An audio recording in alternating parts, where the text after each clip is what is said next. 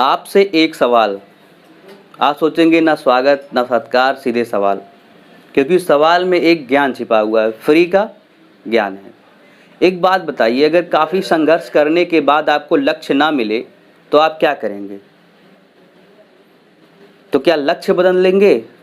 नहीं। अब मेरी सुनिए, अगर आपको आपका लक्ष्य नहीं मिल पा रहा है तो आपको आपका लक्ष्य नहीं बदलना है, आपको अपना पथ बदलना है। रास्ता बदल दीजिए, लक्ष्य नहीं बदलेंगे। क्योंकि जब पेड़ अपना पोषक तत्व लेने में कमज़ोर पड़ने लगता है तो अपनी जड़ें नहीं बदल देता है, वो अपनी पत्तियां बदल देता है और नई पत्तियों के साथ में फिर से आगाज करता है। नमस्कार दोस्तों, मैं हूं श्रीकांत गुप्ता। स्वागत करता हूं आप सबके YouTube channel exam Shri the new way of learning पर। तो हम लोग परसेंटेज कर रहे थे, उसके पहले एक ज़रूरी सूचना, आप लोग अभिनय सर की वीडियो देख लीजिएगा, क्योंकि सब लोग संघर्षशील हैं, सब लोग बेरोजगार हैं। सरकार के कान पर हमारी बातों का जू तक नहीं रेंगा है, तो हम नए तरीके से, जैसे अभी हमने बताया ना, लक्ष्य नहीं मिला है तो रास्ता दूसरा देखेंगे, तो हम दूसरे तरीके से उनके पोर्टल पे जाके अपनी ग्रीवेंसेस को दर्ज कराएंगे, अपनी समस्याओं को दर्ज कराएंगे। फिर 1 तारीख को हम लोग कैंपेनिंग करेंगे। वो सब चलता रहेगा, उसमें चूक नहीं करनी है, लेकिन क्लास पढ़ते रहना है, क्योंकि कई सारी वैकेंसी आ गई है। यूपीएसआई आ गई है और पेट का अनाउंसमेंट हो गया, मतलब लेखपाल भी 1 आध महीने 2 महीने के अंदर देखने को आपको मिल जाने हैं। बाकी रेलवे का एग्ज़ाम चल रहे हैं, एसएससी का एग्ज़ाम आने वाला है, तो उसी के मद्देनज़र हम लोग टाइप 3 पढ़ रहे थे, परसेंटेज। ये लास्ट चैप्टर है आपके पेट के लिए, लेकिन टेट और एसआई के लिए चलता ही रहेगा। उसमें हमने आपको कई सारे सवाल बता दिए थे। अब 2 सवाल और आपके सामने लिखे गए हैं। टाइप 3 में ही 2-3 सवाल और बताना, उसके बाद टाइप 4 पे जाएंगे। 2 संख्याएं तीसरी संख्या से क्रमशः 30% एवं 40% छोटी है, तो दूसरी संख्या पहली संख्या का कितने % है? अब चलिए करते हैं इसको। 3 संख्या कोई मान लीजिए, देखिए पहले का सलूशन मैं लिख रहा हूँ, तो आप मानिए 1 संख्या, 2 संख्या और तीसरी संख्या। कह रहे हैं 2 संख्याएं तीसरी से 30 एवं 40% कम है, तो तीसरी मान लीजिए 100 है, इससे 30% कम ये है, माने ये कितना है 70, 40% कम ये है, तो मतलब ये कितना है 60। ठीक है, अब यही कह रहा है कि तो दूसरी संख्या पहली संख्या का कितने प्रतिशत है? दूसरी संख्या पहली संख्या का कितने प्रतिशत है? तो 60 70 का कितने प्रतिशत है? यही ना, जो का होता है वो नीचे आता है, तो कितने प्रतिशत है? ये आ गया 6/7। अब अगर आपको 1/7 की वैल्यू पता है, 1/7 की वैल्यू, तो आप कहेंगे सर 14 सही 2/7 होता है, तो 6/7 का क्या हो जाएगा? 14 छक 84। देखिए 6/7 का क्या हो, 14 छक 84 और 6 दूना 12 करेंगे, तो 12 में 7 से भाग लगाएंगे तो 7 एक कम 7 और 5 बच जाएगा, तो 1 इसमें और आके जुड़ेगा, तो ये हो गया 85 सही 5/7%। ये मैंने आपको कल निकलवाना बताया था, कैसे निकाले थे। अगर आप आज नए हैं तो कल की वीडियो लास्ट में 5 ही मिनट देख लीजिएगा, तब भी आपको समझ में आ जाएगा कि ये कैसे निकालते हैं। 1/7 होता है 14 सही 2/7%, तो 6/7 हो जाएगा 85 सही 5/7%। समझ में आया? तो ये आ गया आपका आंसर। तो दूसरी संख्या पहली संख्या का कितने प्रतिशत है? 85 सही 5/7%। अगला सवाल देखिए, y की लंबाई x की लंबाई से 25% अधिक है तथा z की a से 20% कम है, तथा z की a से 20% कम है। x की लंबाई z से 20% कम है। यदि a की लंबाई 300 सेंटीमीटर हो तो y की लंबाई कितनी होगी? सवाल बड़ा है लेकिन कुछ नहीं है, बेसिक परसेंटेज चीज़ें हैं। मैंने आपको बताया था, क्वेश्चन को एक बार में अगर नहीं समझना दोबारा पढ़िएगा, क्लू निकल के आएगा। क्लू मेरा यहाँ ये निकल के आया कि फाइनली मुझे एग्जैक्ट वैल्यू पे जाने के लिए बोल दिया। अगर परसेंटेज पूछा होता तो मैं एग्जैक्ट वैल्यू नहीं लेता। अभी आगे चल के मैं बताऊंगा कि जब आपसे परसेंटेज पूछेगा तो हम एग्जैक्ट वैल्यू ना लेके भी मान निकालेंगे बिना एग्जैक्ट वैल्यू के, या कुछ अपने मन से ही एग्जैक्ट वैल्यू मान लेंगे, भले क्वेश्चन में दिया रहेगा। तो वो तो आगे वाले टाइम पे आपको मिलने वाला है। मगर यहाँ पे आपसे y की वास्तविक लंबाई पूछा है, तो मतलब हमको वास्तविक वैल्यू पे जाना पड़ेगा। बोलिए हाँ या ना? अगर आपको जाना पड़ेगा दोस्त, तो यहाँ पे जो वास्तविक वैल्यू मिली है हम उसी से खेल अपना चालू करते हैं। तो हमारे पास कितनी चीज़ें हैं, x है, y है, z है और a है। तो हमने बारी बारी से क्या किया, लिखना चालू किया। x लिखा, देखिए इसको आपने स्क्रीनशॉट ले लिया होगा तो मैं इसको मिटा रहा हूँ। देखिए x है, y है, z है और a है। a इसने दे रखा है 300 सेंटीमीटर। a कितना दे रखा है, 300 सेंटीमीटर। अब देखिए a से रिलेशन किसकी है, कह रहा है z की a से 20% कम है, z की a से 20% कम है, इससे 20% कम है। तो दोस्त अगर 100 होता तो उसका 20% 20 होता, 300 है तो 20% क्या हो जाएगा, 60 हो जाएगा कि नहीं हो जाएगा। 100 का 20% 20, तो 300 का 20% 3 गुना तो 60। तो माने कि z a से 60 कम है, तो बोले कितना है, तो आप कहेंगे सर 240 है। बात समझ में आई।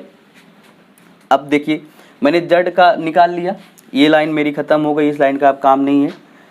z a से 20% कम है, ठीक है। अब मुझे z भी मिल गया। यहाँ देखिए x की लंबाई z से 20% कम है, x की लंबाई z से 20% कम है, x की लंबाई z से 20% कम है। तो आज मैं आपको एक बात बताता हूँ, बहुत ही बढ़िया चीज़ मैं बताने जा रहा हूँ, परसेंटेज आसान कैसे किया जाता है। देखिए कैलकुलेशन आपको कोई नहीं सिखा पाएगा, आप जितना ज़्यादा क्वेश्चन करेंगे कैलकुलेशन आप उतना ही जल्दी से स्ट्रॉन्ग कर लेंगे। लेकिन फिर भी मैं जहाँ जहाँ कुछ क्लू मिलेगा कैलकुलेशन को सॉल्व कर लेगा मैं आपको बताऊँगा। जैसे मैंने यहाँ बता दिया 100 पे देखा 20 था, 100 का 3 गुना 30 था, 300 था, तो उसका 20% भी 3 गुना हो गया, तो 60 मैंने कह दिया बिना सवाल लगाए। ऐसे मैं इसका मैं बताने जा रहा हूँ आपका। अगर आपके पास 100 है और मैं बोलूँ उसका 10%, तो आप कहेंगे सर इसका 10% हो जाएगा 10, ठीक है। मतलब कि जब आप 10% निकालते हैं तो एक अंक पे 0 लगा देते हैं, यही ना, तभी तो हो गया 10। अगर मैं इसका 5% कहता तो उसका आधा हो जाता, तो इसका 5% क्या हो जाता, इसी का, तो कहते आप 5, क्या कहते आप 5, इसका भी आधा हो जाता। लेकिन अगर मैं कहता 20%, तो भाई 10% 10 है, तो 20% उसका दूना होगा, तो 20% क्या हो जाएगा, 20 हो जाएगा।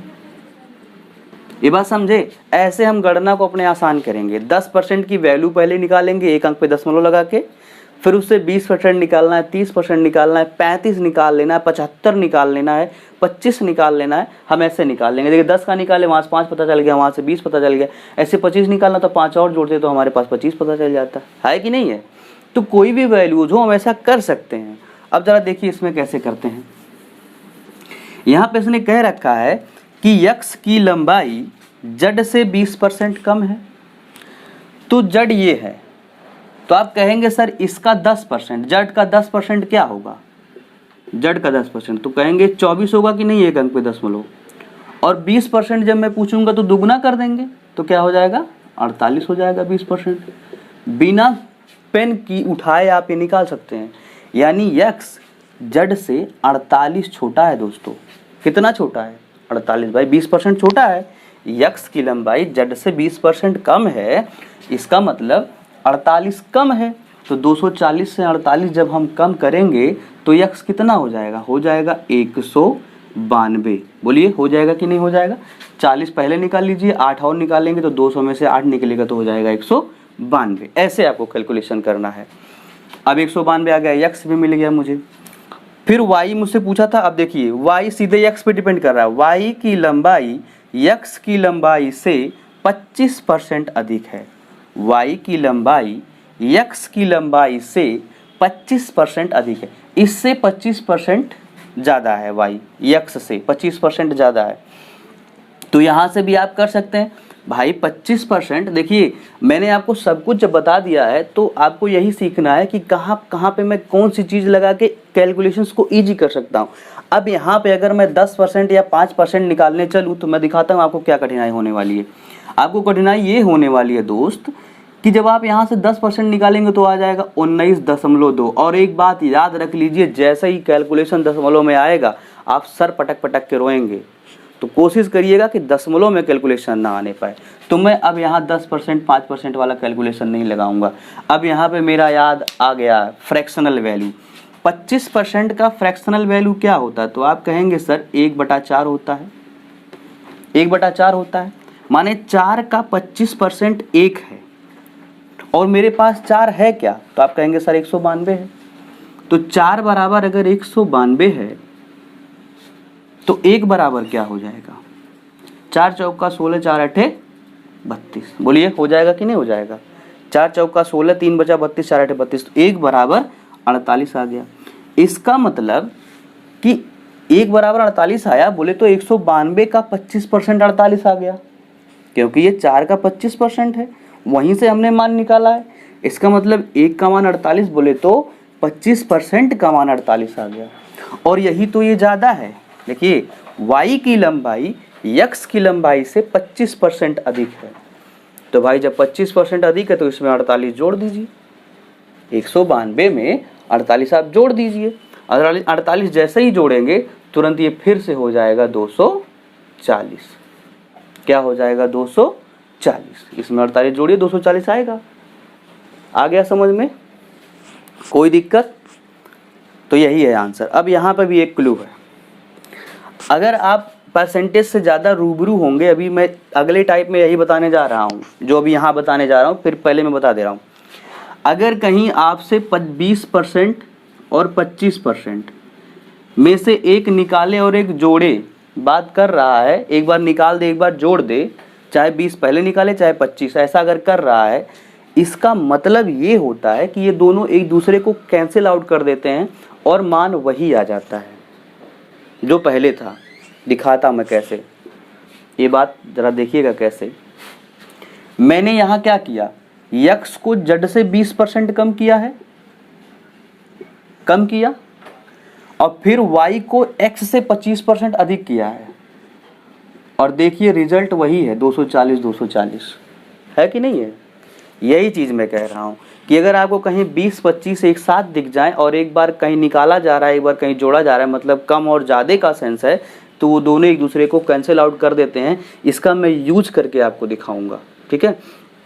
तो उम्मीद करते हैं ये सवाल आपको समझ में आया होगा। देखिए क्या क्या कॉन्सेप्ट लगाया हमने।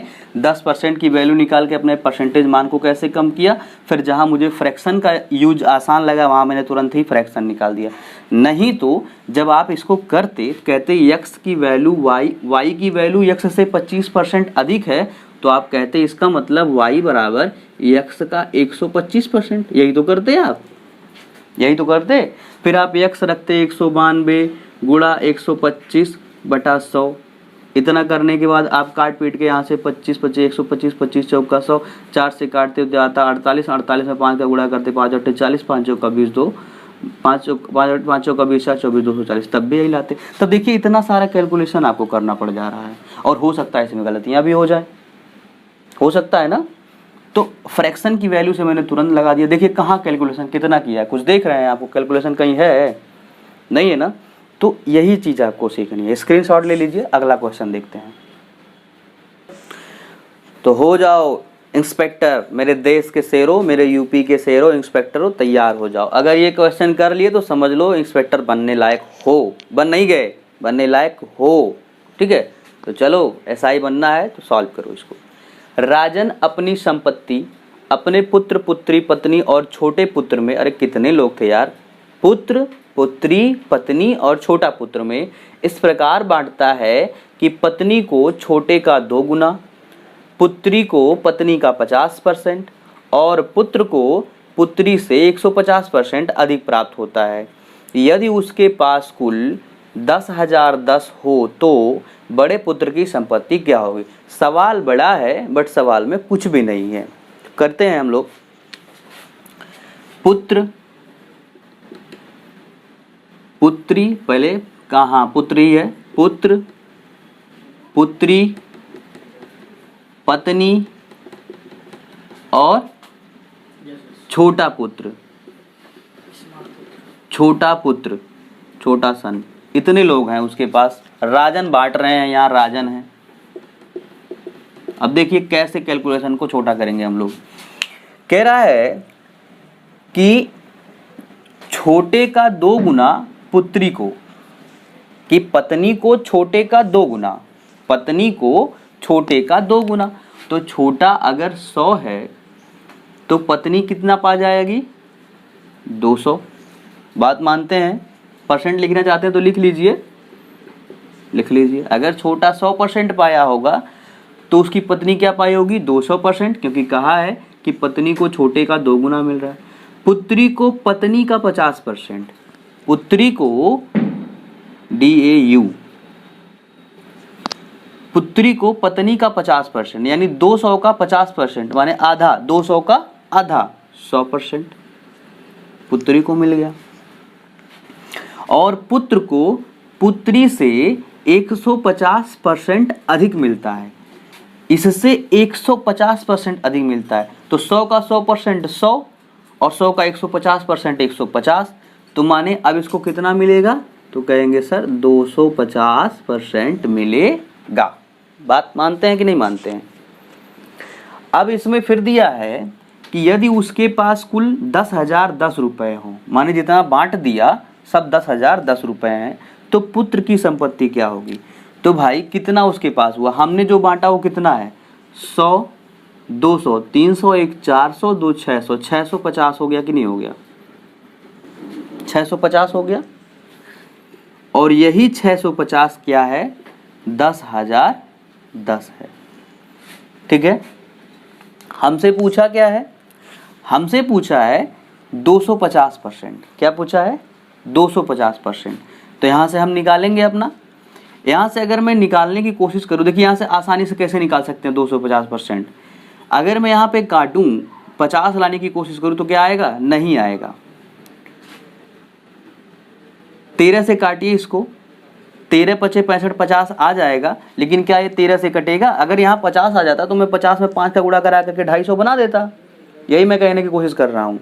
लेकिन अगर ये 13 से कटे तब, 13 से काटिए जरा, 13 सत्ते 98, 13 सत्ते 91 और कितना बचा? 9, 91, 13 सत्ते 91 कट गया, मेरा काम बन गया। देखिए यही मैं कहने की कोशिश कर रहा था। कैलकुलेशन को ऐसे ही छोटा करते हैं। हमको भाई सन निकालना था। क्या निकालना था? सन निकालना था। सन है 250%। अब मैं यहाँ पे क्या ऐसी वैल्यू ले आऊँ कि मुझे 250 बनाने में आसानी हो? जब कुछ नहीं आपको समझ में आता है तो एक तरीका है भाई, 1 की वैल्यू निकालो फिर 250 की वैल्यू निकालो।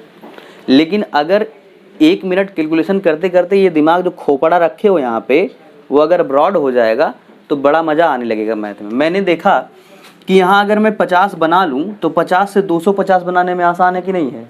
तो आप कहेंगे जी मैं 50 बनाने के लिए क्या करूँगा? 13 से इसको काटूंगा, 13 पचे 65, 50 मेरा बन गया यहाँ पे। ऐसे ही इसको भी मैं काटूंगा, 13 सत्ते 91, यहाँ बचा 9, फिर 91 हो गया, 13 सत्ते 91, 0 हो गया। ठीक है, 50 का मान आ गया 750। मुझे पुत्र चाहिए माने 250 चाहिए था, इसमें 5 का गुणा करा दीजिए। तो इधर करा देंगे 5 का गुणा तो इधर भी करा दीजिए 5 का गुणा। अब देखिए ये हो गया 5 0 0, 5 सत्ते 35, 5 3 गया, 5 सत्ते 35 3 38। तो 3850 रुपया लौंडे को मिला, उसके बड़े वाले लौंडे को। ठीक है, बड़े वाले बेटे को कितना मिला? 3850। समझ में आया? चलिए स्क्रीनशॉट ले लीजिए। इस टाइप का अंतिम सवाल, इसके बाद टाइप 4 धांसू कॉन्सेप्ट, धांसू टेक्निक, उससे ज़्यादा सवाल पूछे जाते हैं। उसमें मैं आपको ट्रिक और कॉन्सेप्ट फिर बताने वाला हूँ, जैसे इसमें बताया था। ए के वेतन का 30% बी के वेतन के 3/5 के 20% के बराबर है। यदि बी का वेतन 2400 हो तो ए का वेतन क्या होगा? ठीक है, तो देखिए दोस्त, ऐसे सवालों को आप जब करेंगे तो पहले कोई भी सवाल, यार कितनी बार बताऊं, पहले ध्यान से पढ़ोगे। ठीक है, ध्यान से पढ़ लोगे जब तो क्वेश्चन करने में आसानी हो जाएगी। मुझसे यहाँ बी का वेतन दे ही रखा है तो मैं पहले ही बी का वेतन यूज कर लूँगा यहीं पे। वैसे तो मेनली लड़के क्या करते हैं, पहले यहाँ से रेशियो निकालते हैं ए और बी का, फिर वहाँ से ए और बी का रेशियो निकालने के बाद में ए की वैल्यू निकालते हैं। तो मैं आपको एक काम कर रहा हूँ, दोनों बता दे रहा हूँ। पहले रेशियो निकालते हैं। ए का वेतन मान लिया ए ही है, चलो ए का वेतन मान लिया ए ही है। ए के वेतन का 30% बराबर है बी के वेतन के 3/5 के 20% के। यही लिखा है, वो समीकरण बन गया फटाक से। परसेंट से परसेंट कट गया, ठीक है, 0 से एक 0 कट गया, 3 से ये 3 कट गया, बचा क्या, इधर बचा है a, इधर बचा है b/5, ठीक है। अगर मैं इस b को नीचे लाऊं तो ये हो जाएगा a/b बराबर 1/5। बोले तो a अनुपाते b क्या आ गया, 1/5। ये 5 की वैल्यू दे रखा है 24। देखिए ये b का वेतन 2400, 5 की वैल्यू दे रखा है 2400, तो 1 की वैल्यू मुझे निकालना है, तो सीधे सीधे यहीं से काट दीजिए। 5 चौके 20, 5 अट्ठे 40, 480 आपका आंसर हो गया। कोई प्रॉब्लम नहीं, यहाँ से तो आपका आ गया सीधे। अब आप इसको ऐसे भी निकाल सकते थे, यहीं b रख दिए होते तो ये अनुपात नहीं निकालना पड़ता आपको। देखिए a का 30% बराबर b कितना दे रखा है 2400, 2400 का 3/5 का 20%। अब देखिए परसेंट से परसेंट गया, अच्छा यहाँ परसेंट था, परसेंट गया, 0 से 0 गया, 3 से 3 गया, यहाँ पे लग रहा है कुछ छूटा था हम लोगों का। हाँ यहाँ पे देखिए ये 2 छूटा था, 2 छूट गया था, तो 2 का यहाँ गुणा करके आएगा, क्योंकि यहाँ अनुपात में 2 आ जाएगा, ये ध्यान दीजिएगा। तो यहाँ पे देखिए अभी याद पड़ा 2 छूट रहा था, बस कोई दिक्कत नहीं है, इधर से सब खत्म ही है। ए इधर मेरा मिल रहा है, इधर क्या मिला, 5 से काट दीजिए गुरु, 5 चौका 20, 4 बच्चा 40, 5 अट्ठे 40, 480, 2 का गुणा जब 480 में कराएंगे तो 960 हो जाएगा। और यहाँ पे भी 2 का मान निकालना था, 2 से गुणा करा देंगे तो आपका क्या हो जाएगा 960। अब देखिए यही है, जब आप क्वेश्चन करेंगे बार बार तो आपका दिमाग जब शार्प हो जाएगा तो आप तुरंत सोचेंगे कि मैं क्या करूं, तो 10-5 सेकंड बचा सकता हूं, अगले जगह यूज कर लेंगे उसको। यहाँ पे मैंने देखा जब मैं b ऐसे रख रहा हूँ तो मुझे a b का अनुपात निकालना पड़ा, पर 5 आया, 5 से मैंने एक की वैल्यू निकाली, 1 से मैंने 2 की निकालनी पड़ी। और यहाँ पे b को जैसे ही डायरेक्ट रखा दूसरी लाइन में आंसर आ गया, 2 लाइन में आंसर आ गया, है ना। बस इतनी ही छोटी छोटी गुण आप हमसे सीखेंगे, लगे रहेंगे तो सीखेंगे। तो अगर पसंद आ रहा है वीडियो तो लाइक कर दीजिए, आज कम से कम 30 लाइक होना चाहिए वीडियो पे। कितना, 30 लाइक। हंसी आ रही है ना भाई, मुझे अभी 30 ही चाहिए। स्क्रीनशॉट ले लो फटाफट। टाइप 3 आपने देखा, उम्मीद करते काफ़ी मज़ा आया। अब टाइप 4 पे चलिए, अब सीरियस हो जाइए। अभी पेन पेपर नहीं उठाते तो अब उठा लो, क्योंकि इससे सवाल तो हर पेपर में देखने को मिलते हैं परसेंटेज के। अब सुनिए क्या पढ़ाने जा रहा हूँ मैं, वो टाइप पढ़ाने जा रहा हूँ कि जब 2 संख्याओं का गुणा करके तीसरी संख्या मिलती है। क्या, जब 2 लोगों का गुणा करके, 2 संख्याओं का गुणा करके, कोई भी 2 चीज़ हो, 2 संख्याओं का गुणा करके तीसरी चीज़ मिले, तीसरी। अब आप कहेंगे ये क्या है, तो ये है, जैसे जब आप लंबाई और चौड़ाई का गुणा करते हैं तो क्या मिलता है, क्षेत्रफल मिलता है, ठीक है। जब आप कीमत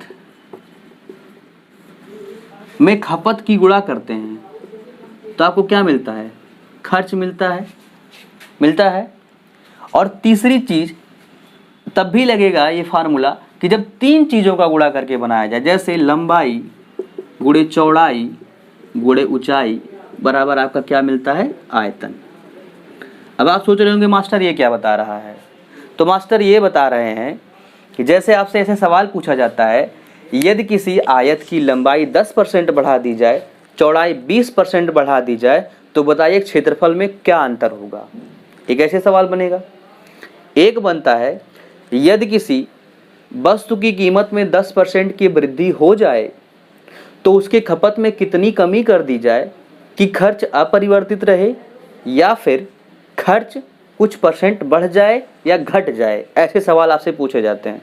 तीसरा टाइप जो मैंने लिखा आयतन वाला, इसमें आपसे पूछा जाता है कि यदि किसी बॉडी की, किसी भी वस्तु के लंबाई में इतनी वृद्धि हो जाए x, चौड़ाई में y हो जाए तथा ऊंचाई में z की वृद्धि हो जाए, तो बताइए आयतन में क्या परिवर्तन हो जाएगा। ऐसे सवाल पूछे जाते हैं, बोलिए हाँ या ना, पूछे जाते हैं और खूब पूछे जाते हैं। तो उनके मैं आपको ट्रिक्स बताऊंगा, और ट्रिक्स के साथ साथ मैं आपको अप्रोच बताऊंगा, जो मेरा परफेक्ट अप्रोच है, फ्रैक्शन मेथड।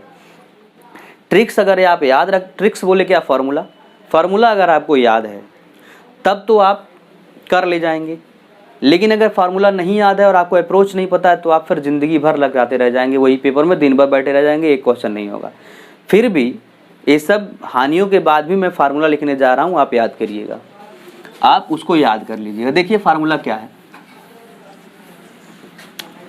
2 वाले के लिए, कोई भी 2 हो, 2 के लिए फार्मूला होता है x plus y plus x y बटा 100।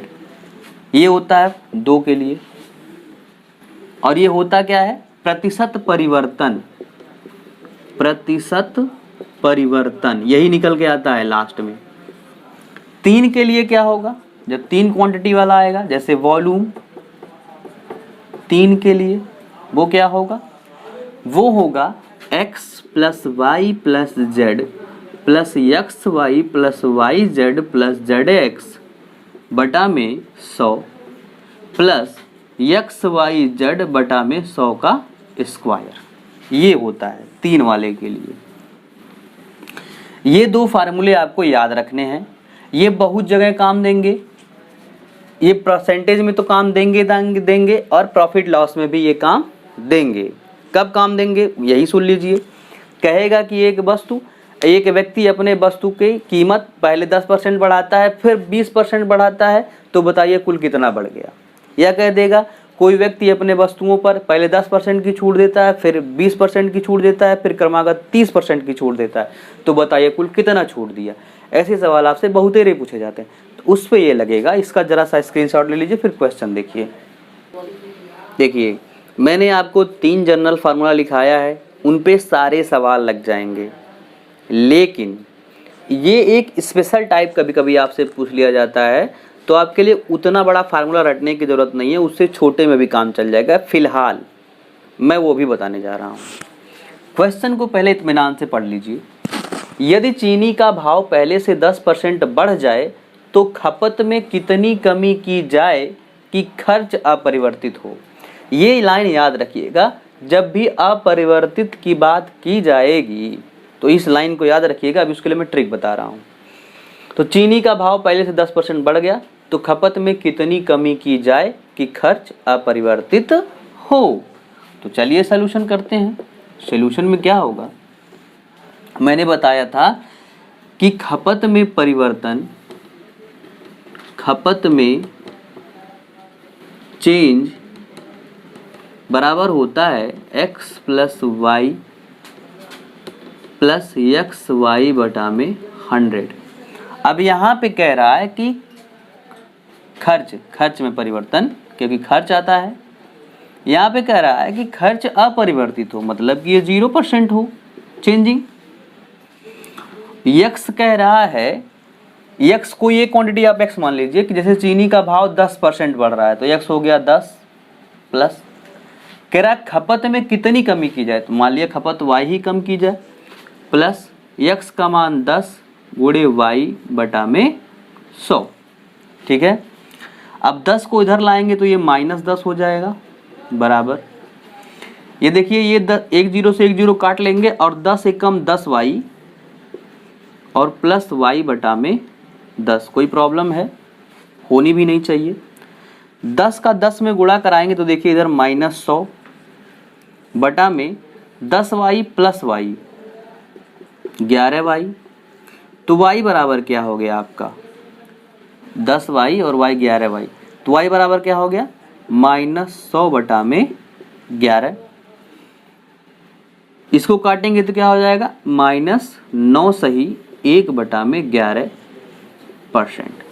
ये माइनस यही दिखाता है कि कमी हो रही है। क्या दिखाता है कि कमी हो रही है, यानी y में कितने की कमी हो रही है 9 सही 1 बटा 11% की। बोले तो खपत को 9 सही 1 बटा 11% अगर कम कर दें तो हमारा खर्च अपरिवर्तित रहेगा। ये फार्मूले से मैंने बता दिया। ठीक है, अब ट्रिक देख लीजिए। जब भी अपरिवर्तित की बात आपसे कहे, जब भी अपरिवर्तित की बात आपसे कहे, तो मैंने पहले ही दिन आपको एक फार्मूला बता दिया था, उसी पे ये चीज़ लगेगी। पहले दिन नहीं, सॉरी, शायद कल बताया हूँ, हाँ कल ही बताया हूँ। तो इस पे ये फार्मूला लगेगा। खर्च में परिवर्तन तब क्या होगा फार्मूले में, इसी से किसी को कैलकुलेट करके ही लाते हैं फार्मूला, कहीं अलग से नहीं बन के आया जंगल से। परिवर्तन हो जाएगा,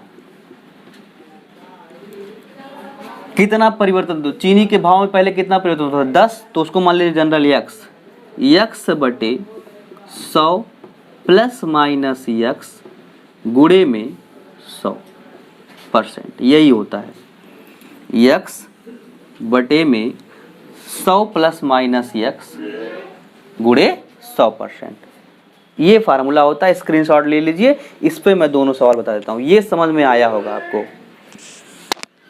तो देखिए ये सेकेंडो वाला फार्मूला जैसा मैंने लिखा था यही फार्मूला है, अगर अभी भी स्क्रीनशॉट नहीं लिए हैं तो ले लीजिएगा। अब सीधे सवाल पे आते हैं हम। यदि चीनी के भाव में पहले से 10% बढ़ जाए तो खपत में कितनी कमी की जाए ताकि खर्च अपरिवर्तित रहे। तो देखिए x कितना बढ़ा है 10, बढ़ा है तो प्लस कर देंगे, तो 100 प्लस 10 गुणा में 100, तो ये हो गया। देखिए 100 प्लस 10 क्या हो जाएगा 110, और जब 10 से काटेंगे तो हो जाएगा 1/11, 1/11 गुणा 100। ये जानते हैं आप क्या लिखा है 11 सही 9 सही 1/11%, 9 सही 1/11%, यही वहाँ भी आया था आपका। तो ये हो गया आपका एक लाइन में आंसर। अगला सवाल, यदि नए वर्ष में चाय में 20% की कमी हो जाए, माने चाय 20% सस्ता हो जाए, तो खपत कितना बढ़ा दें कि खर्च अपरिवर्तित हो। तो देखिए अब यहाँ पे परसेंटेज परिवर्तन क्या हो जाएगा दूसरे के लिए, कितना कम हुआ है 20, तो 20 ऊपर लिख दिए, बटा में कम हुआ है तो 100 माइनस 20 करेंगे, तो 100 माइनस 20 क्या हो जाएगा 80 गुणा 100, 20 चौका 80, 4 पचसैया में 100, तो हमको क्या करना है 25% वृद्धि कर देना है। अब यहाँ मेरी बात जरा ध्यान दीजिएगा, क्लास के शुरू में जब मैंने बोला था कि कहीं भी जब अपरिवर्तित रहने की बात आए और 20 दिख जाए तो उसके साथ 25 का जोड़ा बनता है, और अगर 25 दिख जाए तो उसके साथ 20 का जोड़ा बनता है। तो देखिए 20% कम हुआ था तो मुझे 25% बढ़ाना पड़ा है, क्योंकि खर्च अपरिवर्तित रहेगा। तो जब भी अपरिवर्तित की बात आए और 20 दिख जाए और 25 दिख जाए तो आप दोनों को काट सकते हैं, वो अपरिवर्तित ही रहता है। चलिए दोस्तों, इतना ही रहा इस क्लास में। टाइप 4 अभी ख़त्म नहीं हुआ है, इसको हम कल कंटिन्यू करेंगे, क्योंकि टाइप 4 और टाइप 5 लगभग एक जैसे हैं, तो दोनों टाइप कल कंप्लीट करके ये टाइप ख़त्म करेंगे। ये बहुत ही इंपॉर्टेंट टाइप है। उम्मीद करता हूँ आपको वीडियो पसंद आया है। अगर पसंद आया है तो वीडियो को लाइक कर दीजिए, शेयर कर दीजिए, अगर चैनल पे नए हैं तो सब्सक्राइब कर लीजिएगा।